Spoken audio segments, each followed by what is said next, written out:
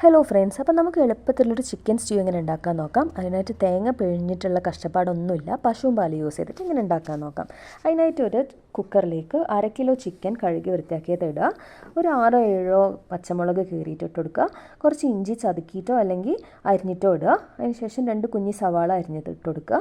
Spices എന്ന് പറയാൻ അതിലേക്ക് ബേ ലീവ്സ് വേണം, പട്ട, കറാമ്പൂ ഇതെല്ലാം കൂടെ ഇട്ട് കുറച്ച് ഉപ്പും കൂടെ ചേർത്തിട്ട് നല്ലോണം ഒന്ന് കൈ വെച്ചിട്ട് കുഴയ്ക്കുക.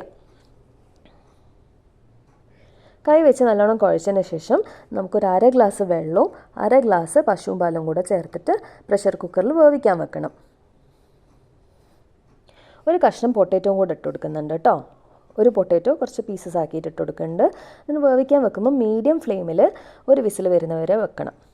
ഇപ്പം നമ്മൾ ചിക്കനും പൊട്ടറ്റോവും ഉള്ളിയും ഒക്കെ നല്ലോണം വെന്തിട്ടുണ്ട്. ഇനി അതിലേക്ക് ഒരു 1.5 ഗ്ലാസ് പശുവും പാല്, തിളപ്പിച്ചാറിയ പാലാണെങ്കിൽ നല്ലത്, അതും കൂടെ ചേർത്ത് ഒന്ന് നല്ലോണം തിള വരാൻ വേണ്ടി വെയിറ്റ് ചെയ്യാം. ഒന്ന് തിള വരുമ്പോൾ അതിലേക്ക് കുറച്ച് കറിവേപ്പിലയും കുറച്ച് കുരുമുളക് പൊടിയും കൂടെ ചേർത്ത് ഒന്നും കൂടെ തിള വരാൻ വേണ്ടി വെക്കുക.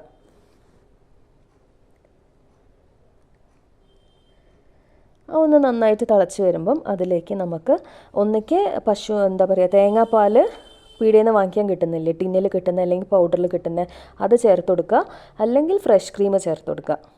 നിങ്ങളിഷ്ടത്തിന് ഏതാണോ എളുപ്പത്തിൽ കിട്ടുന്നതെന്ന് വെച്ചാൽ അത് ചേർത്ത് കൊടുത്ത് അതിൽ കുഞ്ഞൊരു തിള വരുമ്പോഴത്തേക്കും ബാക്കിയുള്ള കറിവേപ്പിലയും കുറച്ച് മല്ലിയിലയും ഒരു സ്പൂണ് വെളിച്ചെണ്ണയും കൂടെ ചേർത്തിട്ട് നല്ലോണം ഇളക്കി ഫ്ലെയിം ഓഫ് ചെയ്യാം. പിന്നെ തിളയ്ക്കാനൊന്നും വെക്കേണ്ട ആവശ്യമില്ല കേട്ടോ.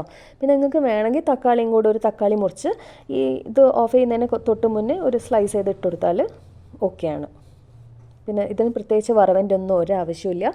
വളരെ ടേസ്റ്റി ആയിട്ടുള്ളൊരു സ്റ്റ്യൂ റെഡി.